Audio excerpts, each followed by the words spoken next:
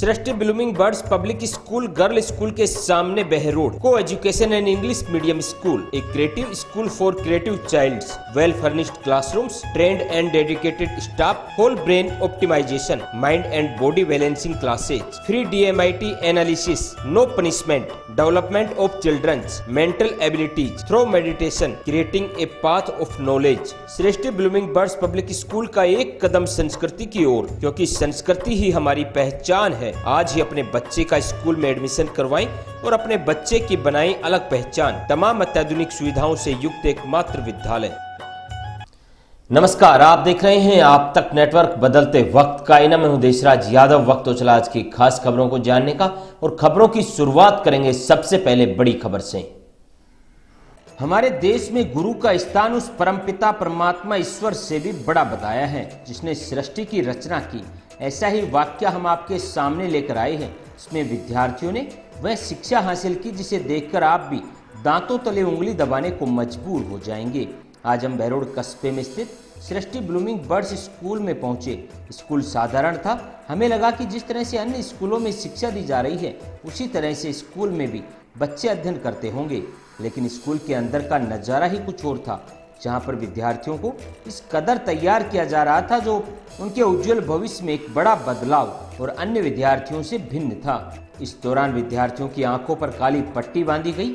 हमें शक हुआ कि हो सकता है काली पट्टी के अंदर से विद्यार्थियों को कुछ दिखाई दे रहा हो। तसल्ली के लिए हमने स्वयं पट्टी बांधकर देखी, तब विश्वास हुआ और विद्यार्थियों के सामने हमने मौजूद लोगों में से किसी एक शख्स को खड़ा कर दिया। विद्यार्थियों ने न केवल उनका नाम बताया बल्कि उसने किस रंग के कपड़े पहन रखे हैं यह भी बता दिया। यह देख हम खुद हैरान हो गए। इतने में ही हमने एक वस्तु सामने खड़े उस शख्स के हाथ में थमा दी और बच्चों से पूछा कि इनके हाथ में कुछ सामान है क्या, तो बच्चों ने तुरंत उस वस्तु का नाम भी बता दिया। बेटा, अभी कोई शख्स आपके सामने खड़े हैं, कौन है, क्या पहन रखा है, पहले ये बताओ कौन है। कृष्ण अंकल हैं। क्या पहन रखा है इन्होंने? उन्होंने ऊपर वाइट या फिर थोड़े लाइट कलर का कुछ टी शर्ट है और नीचे पैंट है ब्लू कलर की। हाथ में कुछ लग रहा है आपको, कुछ है हाथ में? गॉगल्स हैं शायद से। क्या आपके सामने अभी कोई आया है? सीमा मैम। अच्छा, ने अभी सृष्टि दीदी। क्या पहन रखा है इन्होंने? वाइट कलर का टॉप जी, और नीचे ब्लू कलर का पैंट। के सामने कोई खड़े हैं, कौन खड़े हैं? सर ममता मैम। अच्छा, क्या पहन रखा है इन्होंने? सर ग्रीन टाइप कुछ का साड़ी है। अच्छा, हाथ में क्या है इनके? हाथ में है कुछ सामान? Sir hanky. कुछ और दिख रहा है आपको हैंकी के अलावा? हाथ में सर मोबाइल। बेटा, sir Seema ma'am. Seema ma'am का है। My name is Aarvi Yadav. आपके सामने अभी कोई खड़ा है, कौन है ये? मौसम मैम। मौसम मैम। क्या पहन रखा है इन्होंने, किस कलर का? सर ग्रीन सूट और ब्लैक लेगी। इनके हैंड्स में कुछ सामान वगैरह है? सर अच्छे से सोच के बताओ। Sir red pen. पेन है? Yes sir. हाँ। कौन खड़े हैं? ग्रे टाइप या फिर वाइट टाइप तो टी शर्ट पहन रखी है। अच्छा, और नीचे से डार्क कलर की पैंट पहन रखी है कुछ। आरवी यादव। आरवी, आपके सामने कोई खड़े हैं, कौन खड़े हैं? सृष्टि दीदी। क्या आपके सामने कोई खड़े हैं? सर सृष्टि दीदी। क्या है उनके हाथ में? सर वो क्राफ्ट पेपर का बर्ड बना रखा है, वो है। क्या पहन रखा है उन्होंने? Sir white shirt black clover.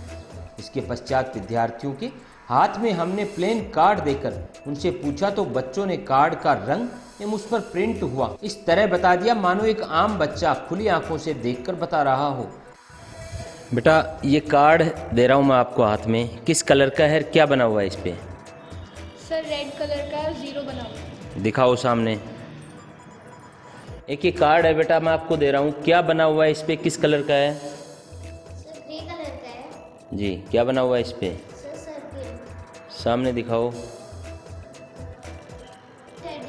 सामने दिखाओ। है सर ये येलो कलर का कार्ड है जी। और सामने दिखाओ। ग्रीन कलर का है और एक लिखा हुआ है। सामने दिखाओ। एक कार्ड उठाओ कोई भी। सर ये पिंक कलर का है और उस पर चिट्ठी लिखा हुआ है। वो कलर की बॉर्डर और इसमें क्या लिखा हुआ है? बस्ता लिखा हुआ है। सामने दिखाओ। साथ ही बच्चों से कॉपी में लिखे 30 नाम जो अलग अलग जगहों के थे, अलग अलग वस्तुओं के थे, उन्हें सिर्फ एक बार बताया गया और कुछ देर बाद पूछा कि 22वें नंबर पर क्या लिखा हुआ है, 6ठे नंबर पर क्या लिखा हुआ है, तो बच्चों ने फटाफट जवाब दे दिया। मेमोरी का इतना स्ट्रॉन्ग होना किसी मशीन से कम नहीं है।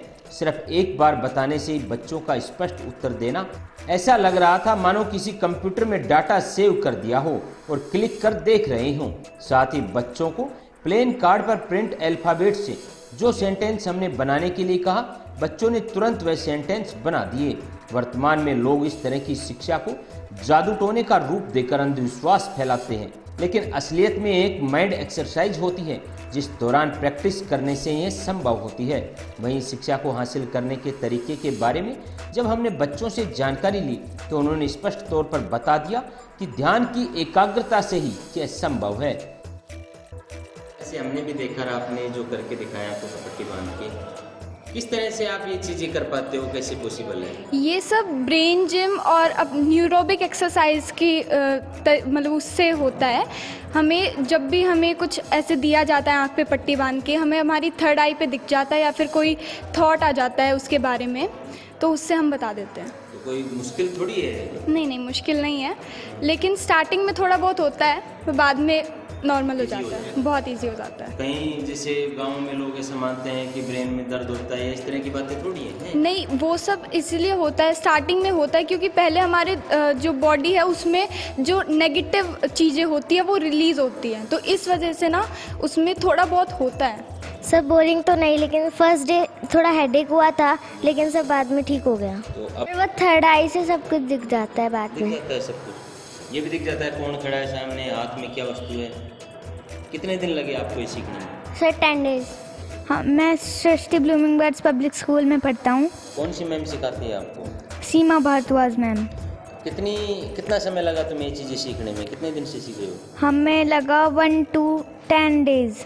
10 डेज में सीख गए सारी चीज़ें? 10 days इतने ही लगे। कितनी देर की क्लासेज होती हैं? 2 hour। 2 आवर में। तो बाकी कहीं पेन वेन में थोड़ी होता है, माइंड में दर्द वर्द थोड़ी होता है इन चीज़ों से? नहीं, मतलब जब शुरू में दिमाग खुलता है ना, जब जैसे बंद कमरा रहता है उसमें जंग लग जाती है, जी। वो लग जाती है, इसलिए वो साफ सफाई करते हैं जब तो ठीक होता है। अच्छा। नहीं तो नहीं होता ना। ऐसे ही धीरे धीरे जब अपने दिमाग की नेगेटिविटी निकलती है ना, जब सीखते हैं, थोड़ा बहुत दर्द होता है। अब जंग हट गई बिल्कुल? हाँ। वहीं स्कूल डायरेक्टर सीमा भारद्वाज से वार्ता करने पर मालूम चला कि बच्चों की 10 दिन की तैयारी में यह संभव हुआ है। सिर्फ 2 घंटे की पर डे क्लास और 10 दिन में बच्चों को इस कदर तैयार किया गया। इस तरह ध्यान की एकाग्रता की एक्सरसाइज बच्चों के भविष्य में बड़ी भूमिका निभाती है। साथ ही विद्यार्थियों की मेमोरी भी काफ़ी मजबूत होती है। ब्यूरो रिपोर्ट, आप तक नेटवर्क। हाँ, सबसे पहले तो मैं आप तक टीम को धन्यवाद देना चाहूँगी कि जिन्होंने बच्चों की कवरेज की, अपना कीमती समय हमारे लिए निकाला। दूसरा मैं बताऊंगी कि जैसे हम अपनी बॉडी की एक्सरसाइज करके हम अपनी बॉडी को मनचाहा शेप दे सकते हैं, इसी तरह कुछ न्यूरोबिक एक्सरसाइज होती है जिसके थ्रू वो न्यूरोबिक एक्सरसाइज करने से बच्चे की मेमोरी डेवलप होती है और इस तरह की जो मेमोरी पावर बढ़ने के साथ में बच्चों को बंद आँखों से दिखना, ये सब एक्टिविटी बच्चे कर पाते हैं। मैडम, कुछ लोग इसको जैसे नेगेटिव बातें भी करते हैं कि माइंड में दबाव आता है या बच्चे का माइंड अपसेट हो सकता है, क्या इस तरह के चांसेस कुछ रहते हैं? नहीं, ऐसा कुछ नहीं है। मैं सभी का मिथ दूर करना चाहूँगी कि ये कोई जादू टोना या ऐसा कुछ नहीं है, ये 100% साइंटिफिक है। अभी जैसे मैंने आपको बताया कि हम अपनी बॉडी के लिए जिम करते हैं, तो क्या वो अंधविश्वास से रिलेटेड है? इसी तरह हम अपने दिमाग के लिए कुछ एक्सरसाइज करते हैं, जो एक्सरसाइज भी किसी और से नहीं, हम हाथों के माध्यम से ही करते हैं। जैसे हम अपने लेफ़्ट और राइट दोनों हैंड्स को अलग अलग पोजीशन में एक्सरसाइज करते हैं। मैं आपको करके बताती हूँ। मेरा ये हैंड बाहर की साइड में घूमेगा, ये हैंड अंदर की साइड में। जैसे इस तरह की एक्टिविटीज़ होती है जिसमें हम अपने दोनों हाथों को अलग अलग काम करवाते हैं। उससे हमारी मेमोरी एनहांस होती है और हमारा कॉन्सेंट्रेट डेवलप होता है। जैसे जैसे हमारा कंसंट्रेशन बनता है तो हम वही जैसे अर्जुन को सिर्फ मछली की आंख दिखाई दे रही थी, उसने उसको बीन दिया था, इसी तरह बच्चों का फोकस सिर्फ एक ही चीज़ पर हो जाता है और जैसे ही उसका फोकस डेवलप होता है उसको आउटसाइड की चीज़ें दिखना बंद हो जाती है, वही चीज़ दिखती है जो वो देखना चाह रहा होता है। तो ये 100% फोकस के ऊपर डिपेंड होता है। मैडम, ये इस तरह की गतिविधियाँ लगभग कितने ईयर से कितने ईयर तक के बच्चों के लिए? ये 7 से 17 साल तक के बच्चे बहुत ईजी वे में कर सकते हैं। करने को तो बड़े भी कर सकते हैं, लेकिन उनके लिए थोड़ी सी एक्सरसाइज ज़्यादा हो जाती है। जिस तरह से इनकी मैडम मेमोरी स्ट्रॉन्ग होती है, वो कहीं ना कहीं बच्चों के भविष्य को लेकर भी पॉजिटिव रहती है, तो उसमें किस तरह की आप? बिल्कुल, अगर जैसे हमारी मेमोरी, क्योंकि एक मेमोरी ऐसी चीज़ होती है जो हमें लाइफ टाइम चाहिए होती है, हमें मरने तक हमारी मेमोरी की ज़रूरत होती है। और जहाँ तक मेरा अपना पर्सनल व्यू है कि हम सभी को, चाहे एज कोई भी हो, मेमोरी बढ़ाने के लिए हमें एक्टिविटी करनी भी चाहिए। तो जो बच्चे की मेमोरी बढ़ती है तो 100% डेफिनेटली उसका ना पढ़ाई के अंदर भी अच्छा ही आउटपुट आता है। मैंने अपने स्कूल में बच्चों को कुछ एक्सरसाइज करवाई तो उनके रिजल्ट भी अच्छे आते हैं। ये इस तमाम गतिविधियों को लेकर क्या लक्ष्य रहा आपका राष्ट्र क्षेत्र को लेकर, क्योंकि एक अनूठी पहल आपकी तरफ से चली हुई है? एक्चुअली कोरोना टाइम में मैं एनर्जी साइंस से जुड़ी और मैंने देखा कि बहुत सारी चीज़ें ऐसी होती हैं जो बच्चों को मिलनी चाहिए, लेकिन हमारे बच्चों को अवेयरनेस की कमी की वजह से वो चीज़ें नहीं मिल पाती हैं। जैसे ये मेमोरी की टेक्निक, ये मैंने बाहर से सीखी, रेकी हीलिंग फाउंडेशन से मैंने सीखी और मुझे लगा कि हमारे एरिया के बच्चों को भी इन चीज़ों की ज़रूरत है। सो मैंने सबसे पहले स्कूल के बच्चों पे ट्राई किया, फिर बाहर के बच्चों पे ट्राई करना स्टार्ट किया। मैंने खुद के ऊपर भी पर्सनली ये सब चीज़ें ट्राई की तो मुझे उसके बेनिफिट, मेमोरी 100% मेरी एक्टिव हुई, साथ में मुझे हेल्थ इश्यू थे वो भी ख़त्म हुए। उसके बाद से मैंने बच्चों के ऊपर स्टार्ट किया और रिजल्ट आप खुद ही देख रहे हैं, 1% भी इनका नेगेटिव इम्पैक्ट नहीं होता है। इस अनूठी पहल पर क्या अपील करना चाहोगे आप राष्ट्र? मैं सभी पेरेंट्स से यही अपील करना चाहूँगी कि जब हम पैदा होते हैं तो ईश्वर हमें कुछ विशेष मानसिक क्षमताएं देते हैं, लेकिन अवेयरनेस की कमी की वजह से हम या अंधविश्वास मानकर हम उनका उपयोग नहीं कर पाते हैं। मैं एक एग्जांपल देना चाहूँगी कि जैसे ये मोबाइल है, इस मोबाइल में बहुत सारे फंक्शंस होते हैं, लेकिन अगर हमें वो फंक्शन नहीं पता है तो वो हमारे लिए यूज़लेस होते हैं। इसीलिए हमारे बॉडी में, हमारे माइंड में बहुत सारी पावर होती है, लेकिन अवेयरनेस की कमी की वजह से हम उन पावर्स का यूज़ नहीं कर पाते हैं। तो मेरी सभी पेरेंट्स से यही है कि बच्चों को इस तरह की एक्टिविटी करवाएं ताकि बच्चों की मेमोरी डेवलप हो, वो खुद को पहचान सके, इस जीवन को पहचान सके, ईश्वर ने जिस काम के लिए हमें धरती पर भेजा है वो अच्छे से पहचान सके। आज की खास बुलेटिन में इतना ही। क्षेत्र की तमाम ताज़तरीन खबरों को जानने के लिए आप जुड़े रहिए आप तक नेटवर्क के साथ।